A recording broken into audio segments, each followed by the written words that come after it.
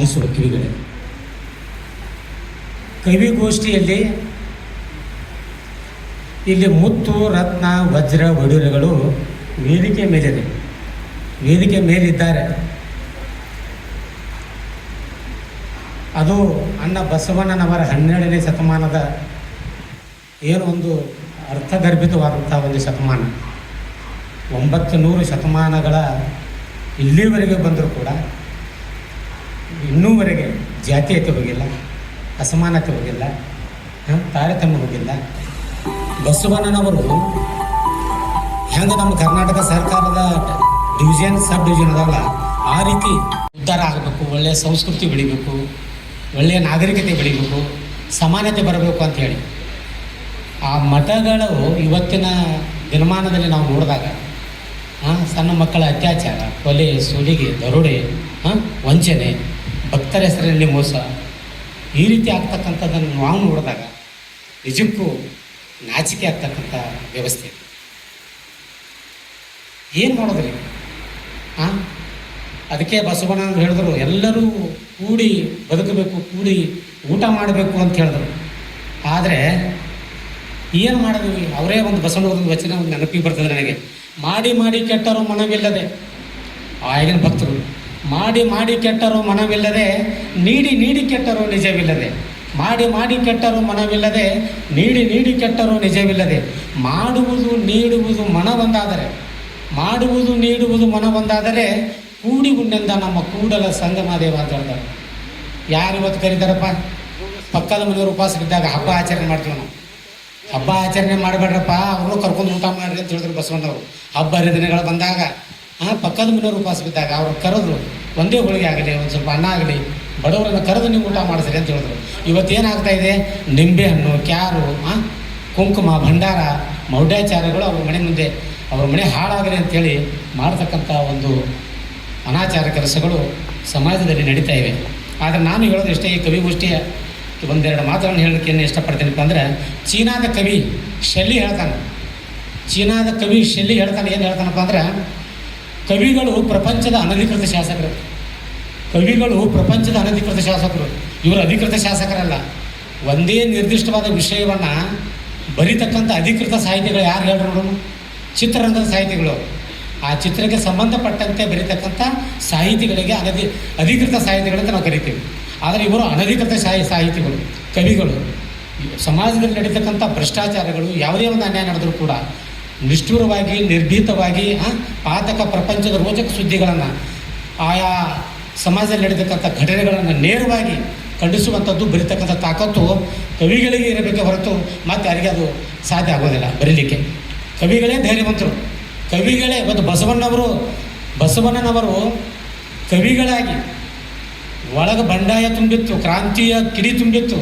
ಆದರೆ ಕೂಡಲ ಸಂಗಮನಾಥನ ಹೆಸರಿನಲ್ಲಿ ಧಾರ್ಮಿಕ ಪರಂಪರೆಯ ಜೊತೆಗೆ ನಿಧಾನವಾಗಿ ಬಂದರೂ ಕೂಡ ಆ ವೈರಿಗಳೇನದಾರಲ್ಲ, ಜಾತಿವಾದಿಗಳು, ಅವರನ್ನು ಬಿಡಲಿಲ್ಲ.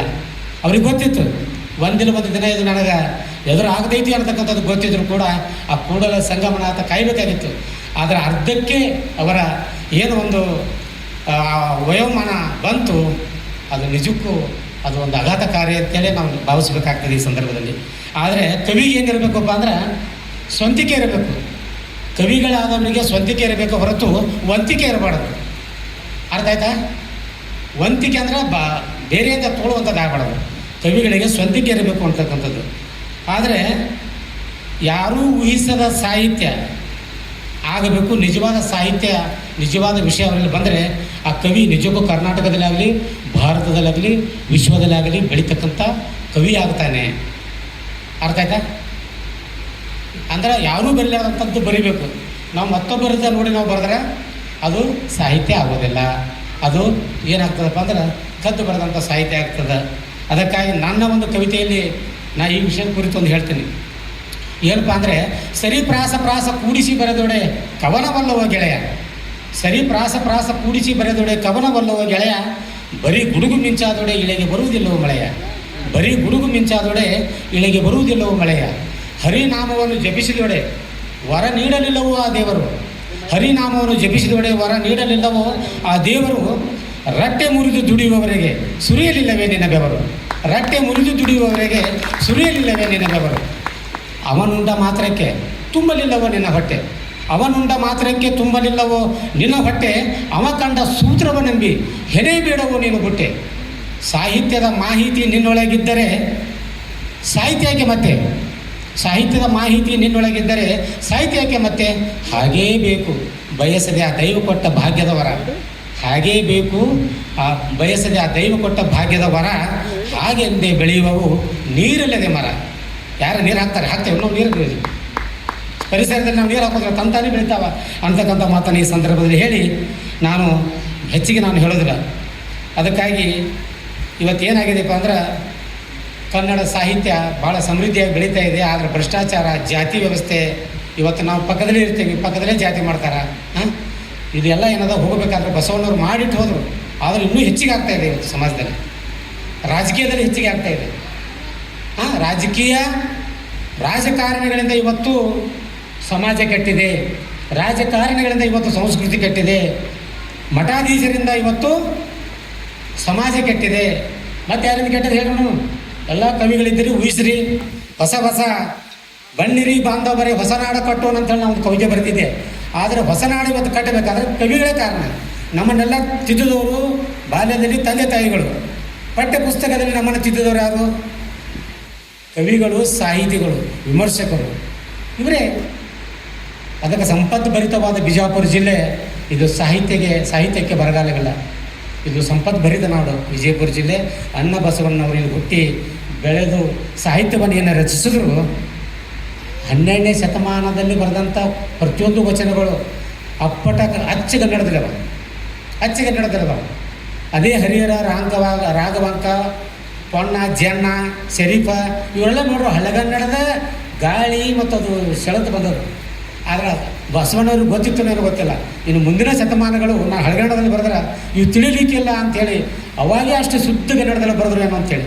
ಅದಕ್ಕೆ ಕುಮಾರ ಕಾಕಯ್ಯ ಗೊತ್ತಲ್ಲೇ ಬಿಜಾಪುರದಾಗಿದ್ದರು, ದೊಡ್ಡ ಕವಿ ಕರ್ನಾಟಕದ್ದು. ಅವ್ರು ಹೇಳ್ತಾರೆ, ಕೆಚ್ಚು ಕನ್ನಡ, ಕಿಚ್ಚು ಕನ್ನಡ, ಕೆಚ್ಚು ಕನ್ನಡ, ಕಿಚ್ಚು ಕನ್ನಡ, ಸಾಕ್ಷ್ಯ ಕನ್ನಡ, ಮೋಕ್ಷ ಕನ್ನಡ, ವಜ್ರ ಕನ್ನಡ, ವೈಡೂರ್ಯ ಕನ್ನಡ, ಸರಳ ಕನ್ನಡ, ಸುಲಲಿತ ಕನ್ನಡ, ಕನ್ನಡ ಎಲ್ಲದರಲ್ಲೂ ಪರಿಪೂರ್ಣವೆಂದ ಕುಮಾರ ಕಕ್ಕಯ್ಯ ಅಂತ ಹೇಳ್ತಾರೆ. ಅದಕ್ಕಾಗಿ ಕನ್ನಡದ ಬಗ್ಗೆ ದಯವಿಟ್ಟು ನಾನು ಮುಗಿಸ್ತೀನಿ, ನನ್ನ ಮಾತು ಮುಗೀತು. ನಾವು ಒಂದು ರಿಕ್ವೆಸ್ಟ್, ಒಂದು ವಿನಂತಿ ಮಾಡ್ಕೋತೀನಿ ಸಭೆಯಲ್ಲಿ. ಏನಪ್ಪ ಅಂದ್ರೆ ಕನ್ನಡದ ಅಂಕಿ ಸಂಖ್ಯೆಗಳು ಇವತ್ತು ಸಂಪೂರ್ಣವಾಗಿ ಕೊಲ್ಯಾಪ್ಸ್ ಆಗಿವೆ, ಸಂಪೂರ್ಣವಾಗಿ ಮಾಯ ಆಗಿಬಿಟ್ಟವು. ಕನ್ನಡದ ಅಂಕಿ ಸಂಖ್ಯೆಗಳು 1, 2, 3, 4 ಹೋಗಿಬಿಟ್ಟವು. ಅವೆಲ್ಲೂ ಹೋಗೋ ಗೊತ್ತಿಲ್ಲ. ಯಾರ ಪ್ರಭಾವದಿಂದ ಹೋದವು? ಇಂಗ್ಲೀಷ್ ಶಾಲೆಗಳಿಂದ ಹೋದವು, ಏನು ಯೂನಿವರ್ಸಿಟಿಗಳಿಂದ ಹೋದವು, ಈ ಭ್ರಷ್ಟ ರಾಜಕಾರಣಿಗಳಿಂದ ಹೋದವು, ಅಥವಾ DDPI BOದಿಂದ ಕಡೆ ಹೋದವು. ಯಾರಿಂದ ಪ್ರಭಾವ ಬೀರಿ ಓದು ಅಂತಕ್ಕಂಥದ್ದನ್ನು ಇವತ್ತು ಕರ್ನಾಟಕದ ಕನ್ನಡಿಗರು ಸಂಪೂರ್ಣವಾಗಿ ಇದರ ಬಗ್ಗೆ ಸಂಶೋಧನೆ ಮಾಡಬೇಕು. ವಿರಾಜಮಾನವಾಗಿ ಮೆರಿತಕ್ಕಂಥ ತಮಿಳುನಾಡು, ಆಂಧ್ರ, ಕೇರಳ, ಮಹಾರಾಷ್ಟ್ರ, ಗೋವಾ ಅವರವರ ಭಾಷೆಗಳಲ್ಲಿ ಇವತ್ತು ವಿರಾಜಮಾನವಾಗಿ ಇವತ್ತು ನಾವು ಫುಟ್ಪಾತ್ ಮೇಲೆ, ಹೆದ್ದಾರಿ ಮೇಲೆ ಹೋಗುವಾಗ ನಾವು ಕನ್ನಡದ ಅಂಕಿ ಸಂಖ್ಯೆಗಳನ್ನು ನೋಡ್ತೇವೆ. ಅದು ನಮ್ಮ ನಾಚಿಕೆ ಬರಬೇಕು ಅಂತೇಳಿ ಈ ಸಂದರ್ಭದಲ್ಲಿ ಹೇಳಿ, ಎಲ್ಲರೂ ಕನ್ನಡಿಗರಾಗಬೇಕು, ಕನ್ನಡವನ್ನು ಬಳಸಬೇಕು ಅಂತಕ್ಕಂಥ ಮಾತನ್ನು ಹೇಳಿ ನಾನು 2 ಮಾತನ್ನು ಮುಗಿಸ್ತೇನೆ. ಜೈ ಹಿಂದ್, ಜೈ ಕರ್ನಾಟಕ.